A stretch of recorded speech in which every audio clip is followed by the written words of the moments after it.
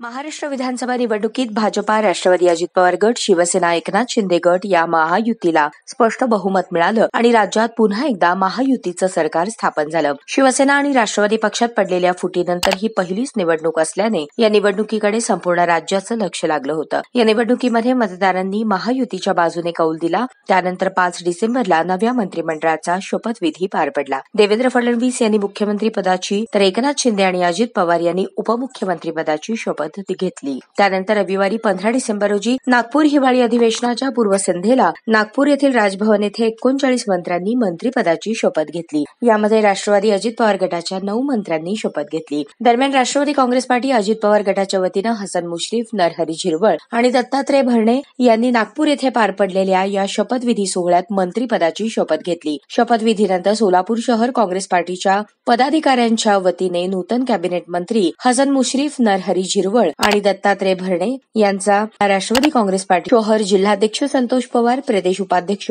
तथा जिल्हा नियोजन समितीचे विशेष निमंत्रित सदस्य किसन जाधव, माजी परिवहन समिती सभापती आनंद मुस्तारे, ज्येष्ठ नेते हेमंत चौधरी, प्रांतिक सदस्य महेश निकंबे, लखन जाधव आदींच्या उपस्थितीत अक्कलकोट निवासी ब्रह्मांड नायक श्री स्वामी समर्थ महाराज यांची प्रतिमा आणि प्रसाद देऊन त्यांचा सत्कार करून त्यांना शुभेच्छा देण्यात आल्या.